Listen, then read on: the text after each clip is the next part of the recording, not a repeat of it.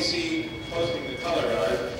So if the color guard could post the colors. Everybody please stand if you're able.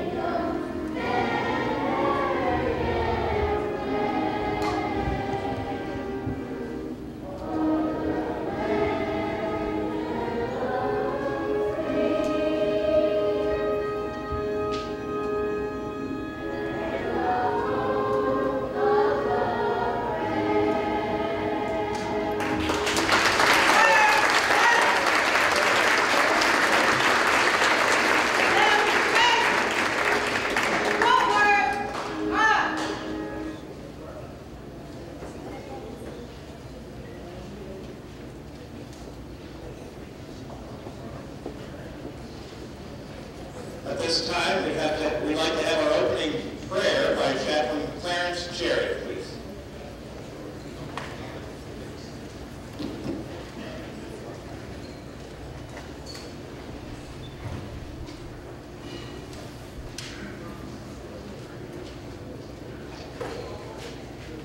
Gentlemen, doff your hats. Take them off. Let us pray. Almighty God, our Heavenly Father, in your hands are the living and the dead. And we give you thanks for all those, our comrades, who have laid down their lives in this service of our country. May they rest in peace, and may light perpetually shine upon them. And may we never fail to remember the awesome cost of the freedom which we enjoy. All this we ask through our Lord Jesus Christ. Amen.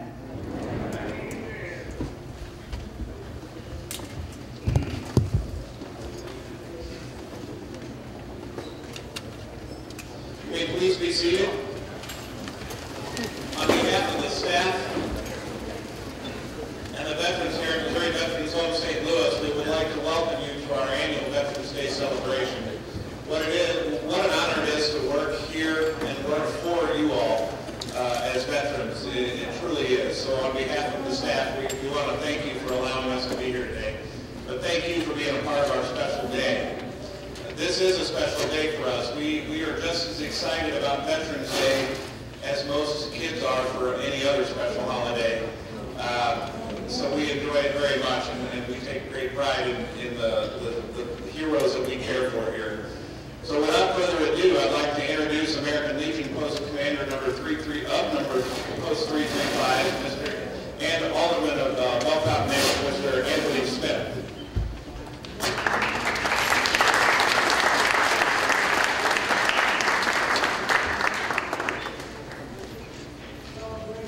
First, I'd like to say a belated happy birthday to my fellow Marines.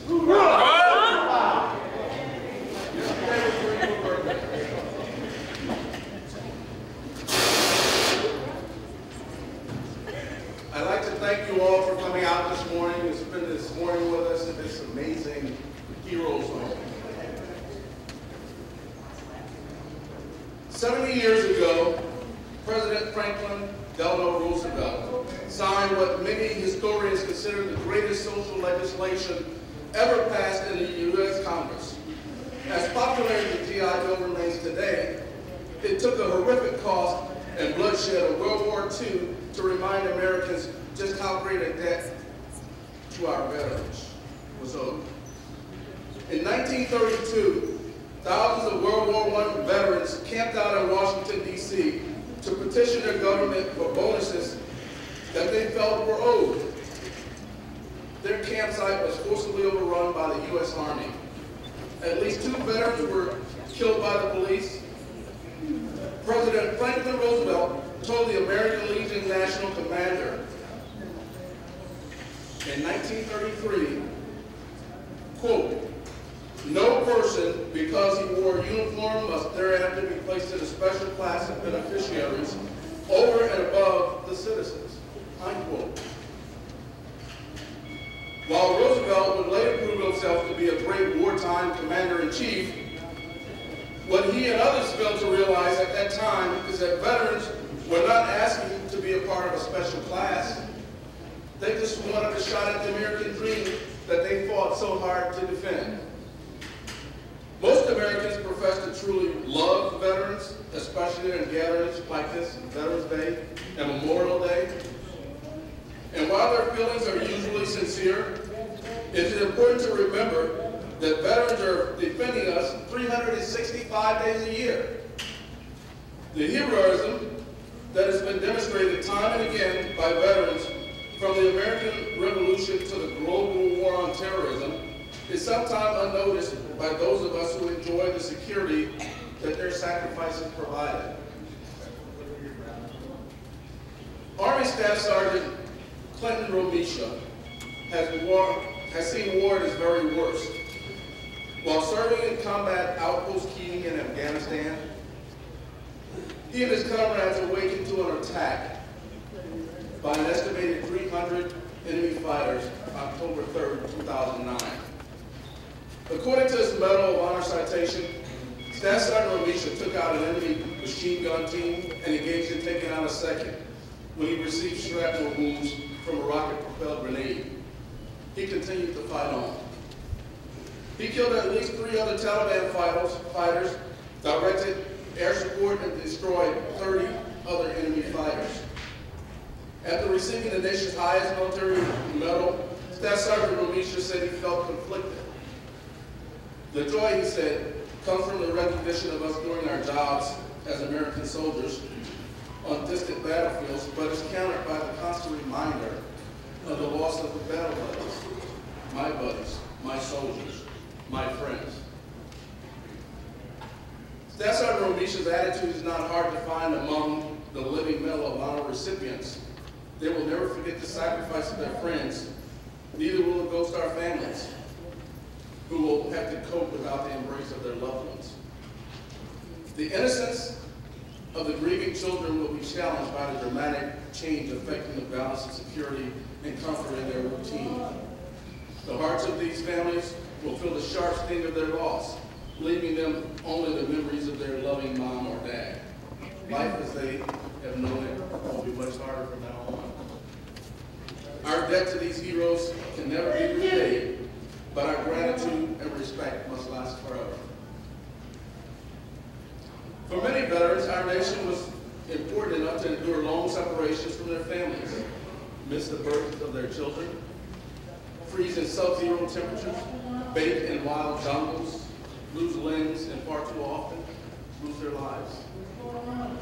Many spouses had to endure career interruptions, frequent changes of address, and a disproportionate share of parental responsibilities.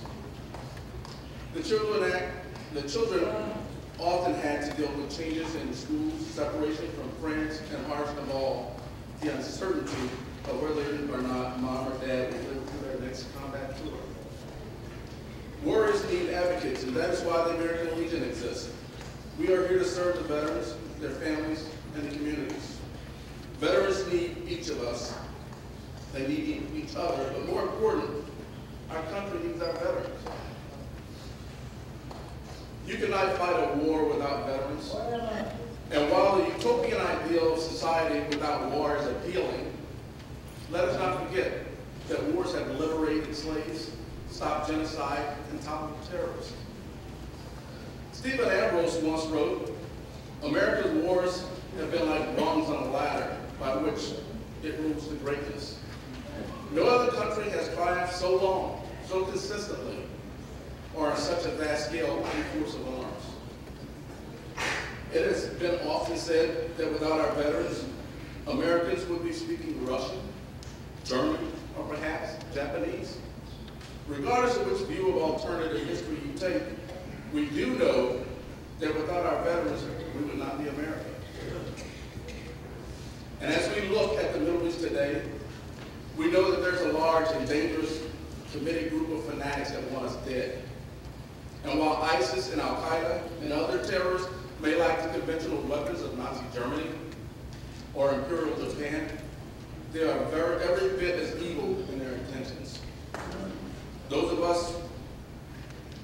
who defend us from our enemies must be supported, whether their service was in Baghdad or Beirut. We need to serve veterans as well as they have served us, even when the guns have temporarily stopped firing. The American Legion shows its support for America's heroes through its Family Support Network, Legacy Scholarship Funds, Operation Comfort Warriors, temporary financial assistance, and the National Emergency Fund, just to name a few of the programs.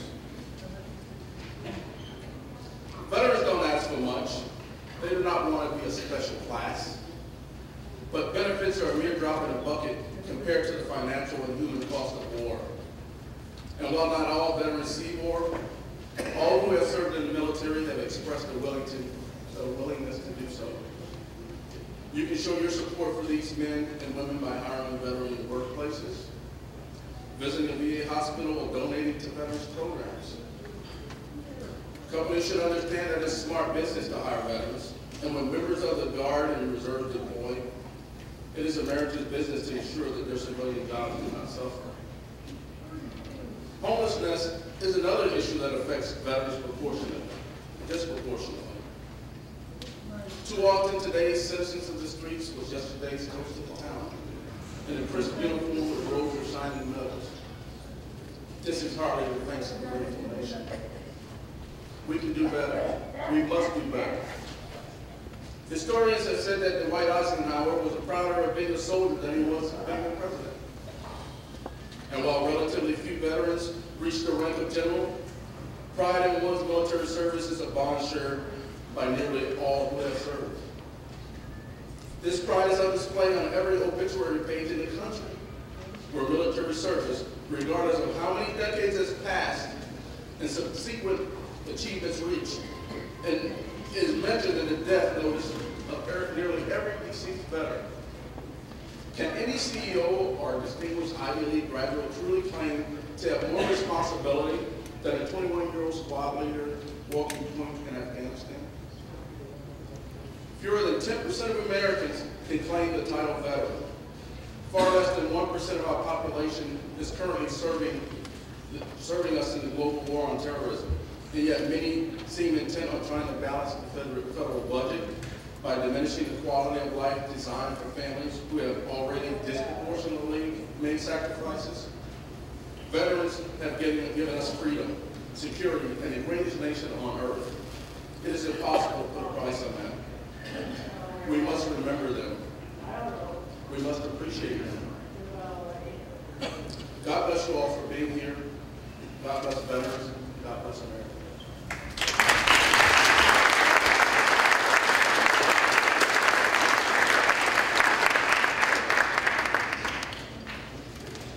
I now introduce to you Executive Director of the Missouri Veterans Commission, Brigadier General Larry Kay.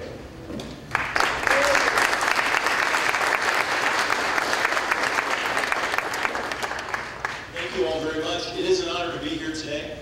I got a couple of things I want to say. First of all, to you guys, wow, you did a great job. I'm really proud of everything you're doing, and it's obvious you've got a great instructor with you, and you brought honor to these veterans today with what you do. Thank you. Thank you.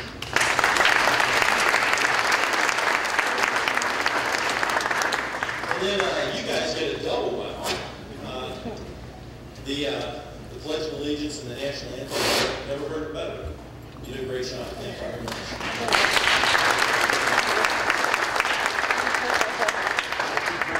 I live in Boonville, Missouri. I don't know if y'all know where Boonville, Missouri is, but it's just west of Columbia.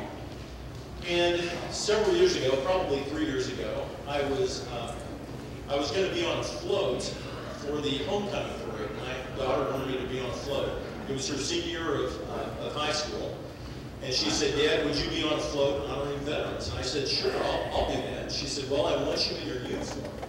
So I said, sure, I'll be in my uniform. And so I showed up on the float. We get on the float, and I'm there with some Korean War veterans, a couple of World War II veterans, and several Vietnam veterans.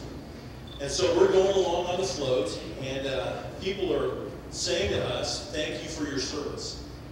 And so I said back to them, thank you. And there was a Vietnam veteran next to me. He was becoming a little perturbed with me. And I said, well, what's up? And he says, why do you say thank you when someone says thank you for your service? And I said, well, it's always been awkward for me. I just say thank you. And he said, have you ever tried saying you're welcome? And I said, no, I've never tried saying that. So he said, well, why don't you try it? So I said, okay. So we're going along on the float, and somebody says, thank you for your service. And I pointed at him, and I said, you're welcome. And he said, how did that feel? And I said, wow, that felt pretty good. That felt pretty good. It's the first time I'd ever done that. So I'm telling this story to the chaplain of the Missouri National Guard, Gary Gilmore. And he said, well, I can top that. And I said, well, how can you top that? He said, well, I was coming through in the Atlanta airport, and I saw a Marine in his utility uniform walking toward me who was missing his left arm. And I said, pointed to him, and I said, thank you for your service. And the Marine locked eyes with me, and he said, you're worth it. Hoorah! You're worth it. Wow.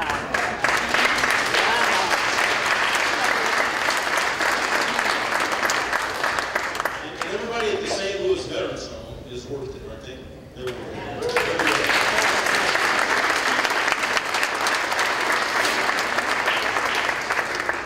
It's wonderful for me. The job that I have at the Missouri Veterans Commission is a wonderful thing to get to care for 1,350 veterans every day, to keep with our cemetery program. We've got 5 operational cemeteries that are just wonderful.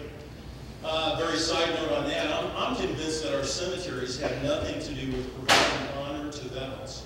I'm convinced of that. I'm convinced that the veterans that are there, that are buried, are there to give us honor every day. That's why they're there. They're there as an example to every one of us for a life well lived, somebody that lived their life with duty, honor, respect, selfless service, integrity, personal courage. And that's why they're there. They're there to honor us and remind us that those things are very important. So I want you all to think about that. Perry Reams just passed away this past year at the Mexico Veterans Home. Perry was 100 years old when he passed away.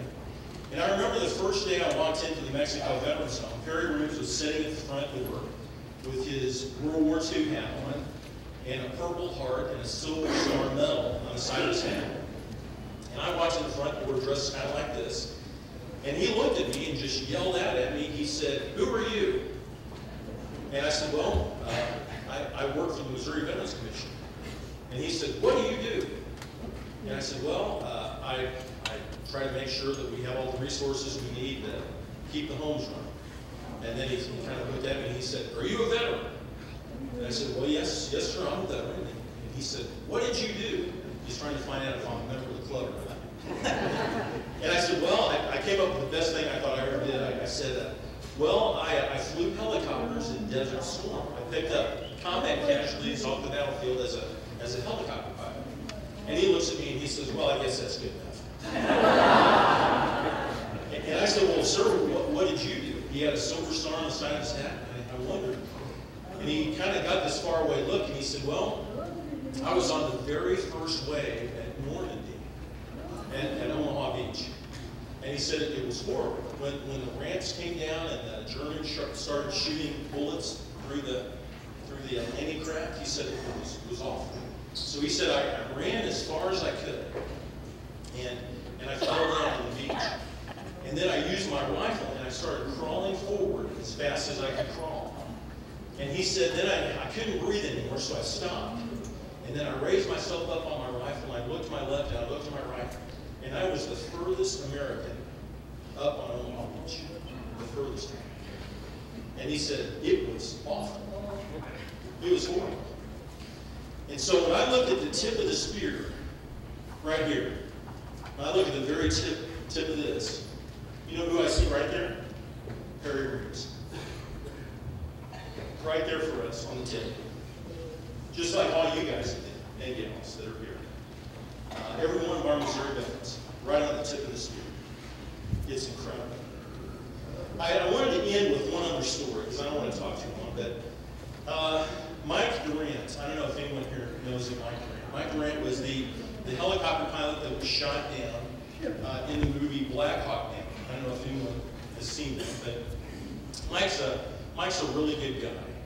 He tells the story of that shoot down. And he and his crew were flying. They were doing some combat insertions. Their tail rotor was hit in Somalia, Mogadishu. And they crash landed. They spun in with this Black Hawk helicopter down into an area where there were 3 roads that came together, kind of a T intersection. And either everyone in his crew was killed but him, or they were seriously injured. We're not really sure. But Michael Durant was very seriously injured. He had a compacted vertebrae and a fractured left femur in 2 places, compound fracture. And so a couple of Delta Force guys flying in a little helicopter saw that they had crashed. They asked for permission to land there to help secure the site.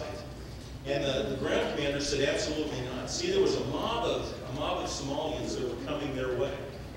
And he said, no, you can't land there, it's too dangerous. And so they requested again, we request permission to land and secure the site. And the commander again said, no, it's too dangerous, I don't want you to land there. So they requested a 3rd time. And when they did the 3rd time, the ground commander said, do you know what you're asking for? Well, there were going to be 2 people in a landing zone with a lot of bad guys coming toward them. And they said, Roger, we understand. Now this was Sergeants Randy Shugart and Gary Gordon. Randy was from Lincoln, Nebraska. Gary Gordon was from Lincoln, Maine. Well, both of them were killed defending Michael Durant, and Michael Durant was ultimately captured. They provided enough time to allow the leadership of the Somalian group to get up to the front and capture Mike instead of killing him. Now, that's not the story I wanted to tell you. Okay? I went through that whole thing, and that's not the story I wanted to tell you. Here's the story. Here's the story. Mike Durant is asked to go to Lincoln, Maine. This is quite a bit of time after they dedicated the plaque near the courthouse to Gary Gordon. There's a plaque there in Lincoln, Maine, dedicated to Gary Gordon. See, they had both received, Randy Shugart and Gary Gordon had both received the Congressional Medal of Honor from President Clinton. So Mike goes up to Lincoln, Maine, and he's going to write a little speech. And he gets there, and he gets there the day before and goes to the library to write his speech. And he asks the librarian, do you happen to have a book on the Congressional Medal of Honor? And she said, well, I don't know. We'll look. So they used the Dewey Decimal System and found that they did have a book. And they went back to this book, and Mike Morant said it literally had an eighth of an inch of dust on it. And so she took it down, cleaned it off, gave it to Mike, and Mike wrote his speech for the next day. And he goes to turn the book in to the lady before he leaves the library and hands it to her, and he said, wait a minute. May I see that one more time? So she hands him the book, and he takes the book, opens up the front cover, and in the front there's a little sleeve that shows the last person to check it out. So Mike pulls that out. The last person to check out the book was 15-year-old Gary Gordon. So Gary didn't know it, but he was a Congressional Medal of Honor recipient at the age of 15. He just didn't know it yet. I'm convinced that there are heroes all around us, not only in these generations of veterans that we see today, but right here and right here, heroes among us. Heroes that look at the national anthem, that look at the Pledge of Allegiance and say those words and understand what they mean. You all have a great chance today to do something a lot of people know, and that is to go tell the veteran thank you. So make sure you do that before you leave, okay? Make sure you walk up to one of these guys or gals that's a veteran here and say thank you for your service. There's no better thing in the world, especially on Veterans Day. Thank you.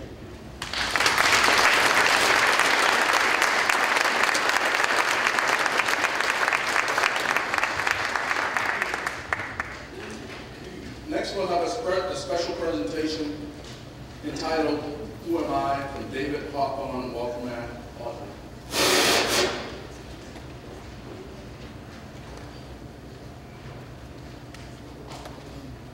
I am the flag of the United States of America.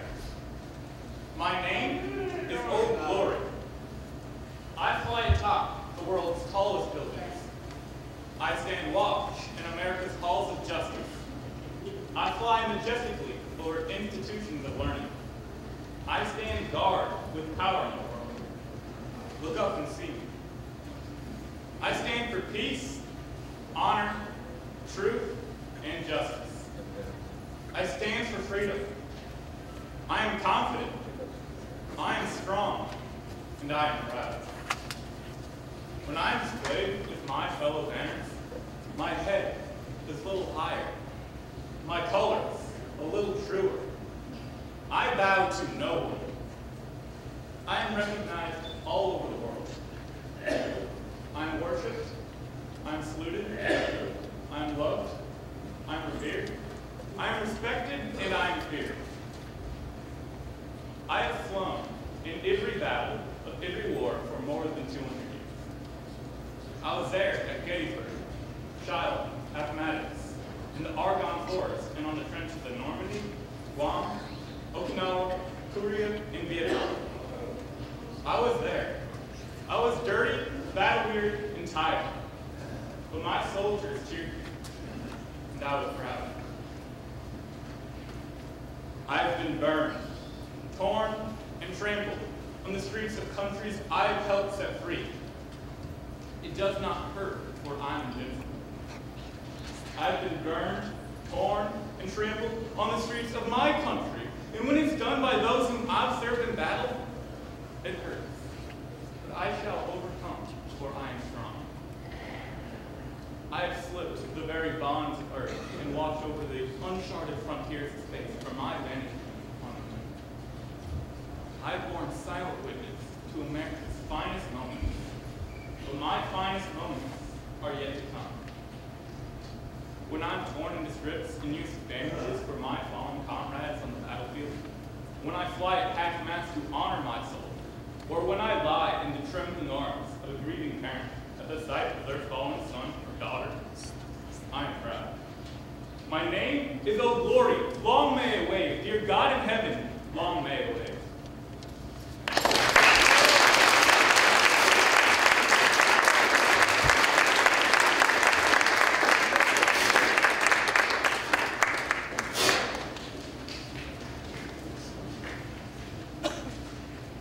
We'll next have a song from America the Beautiful, Grace Chapel Beautiful School Chorus.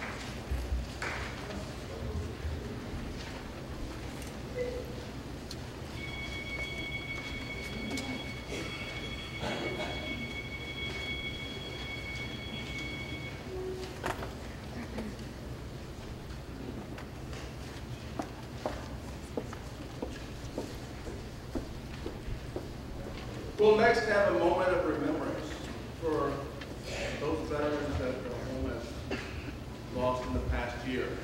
Heroes farewell reading from Scott, our First State Representative.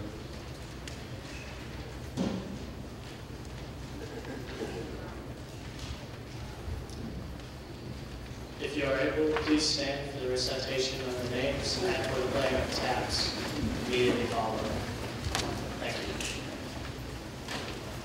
Brad Baxter Mueller, Truman Berry.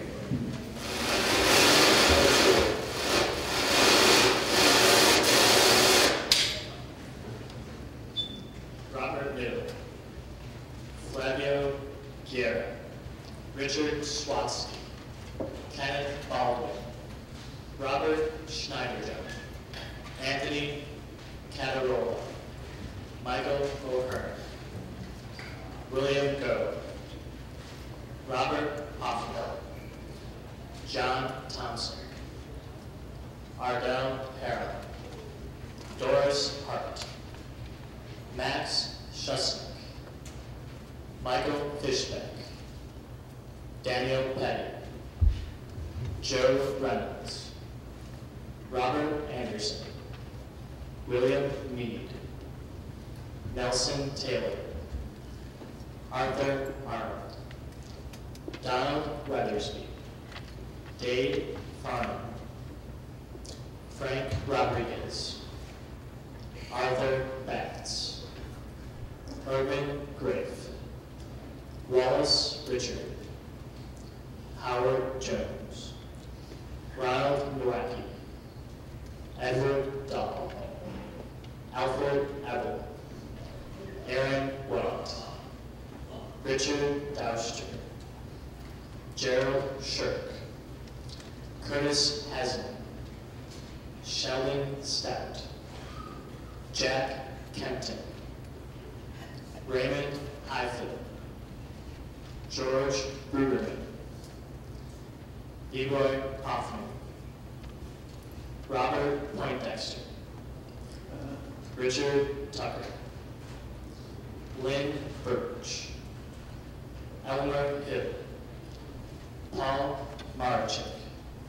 William A. Thomas.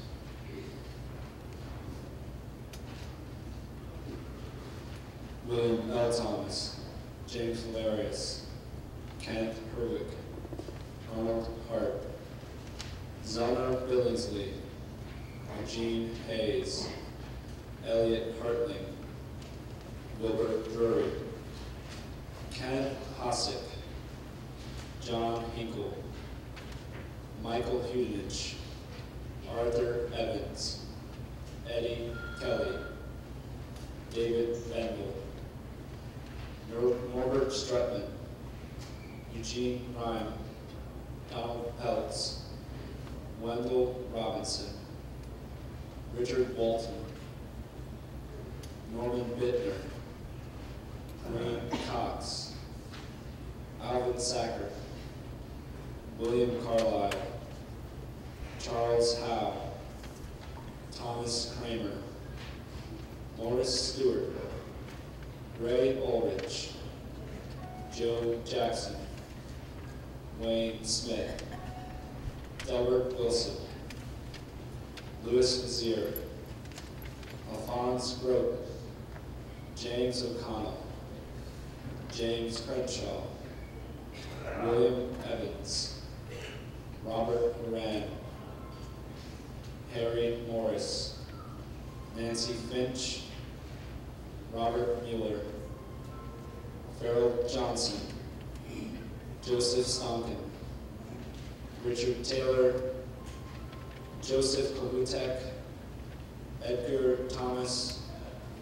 Rodney Massolini, Eugene Bradshaw, Klein Cooper, Earl Spain, and Charlie Hartley. That's everyone.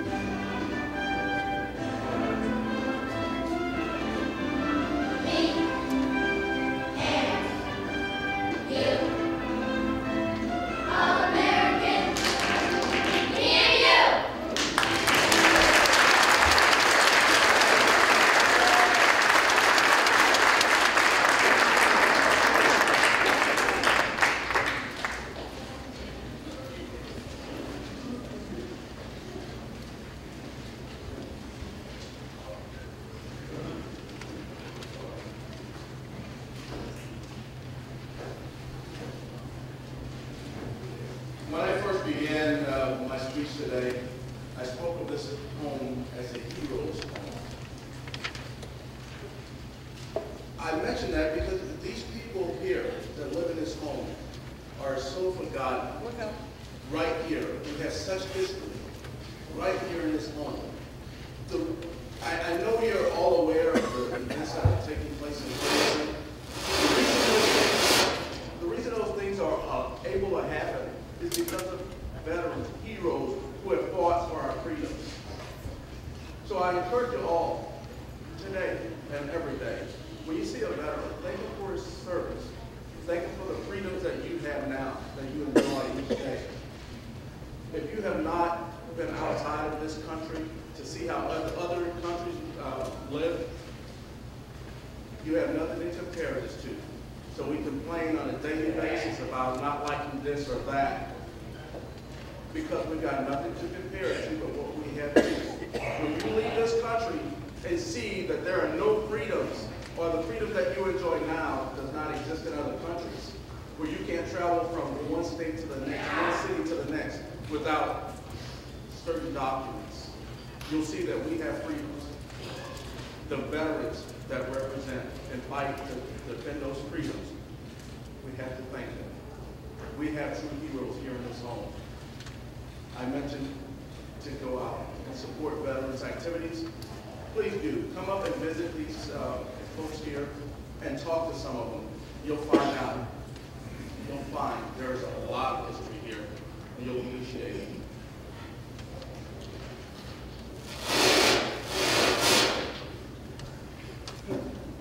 I'd like to thank the Missouri Veterans Commission Housing Director, Kim Tadabuchi. Here somewhere. Ladies and gentlemen, our head and director of homes is here today, and she sits humbly in the audience. She's in charge of all 7 homes and been entrusted with this charge by Brigadier General Larry Kay. Kim Tadabuchi, would you please stand, and would we all please recognize her?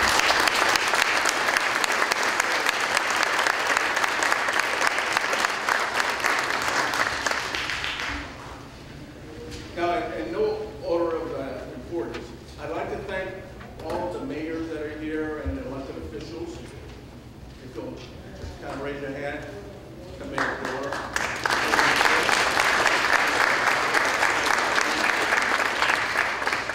I'd like to thank Grace Lutheran Forest and the staff there.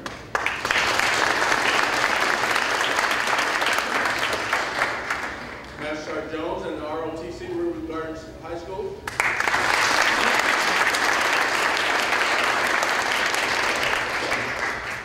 Post 335 and all of my fellow Legionnaires from other posts, I'd like to thank you all.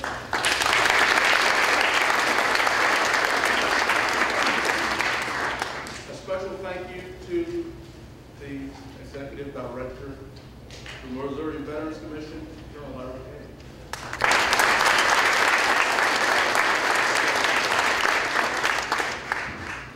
With that, again, I'd like to thank you all for coming out. Please spend a little time. We've got barbecue out back there. Visit some of the veterans, have a chat. Don't be annoyed by their situation. Reach out and talk to them. They're wonderful people. They are the reason we live the way we live. Thank you for coming out.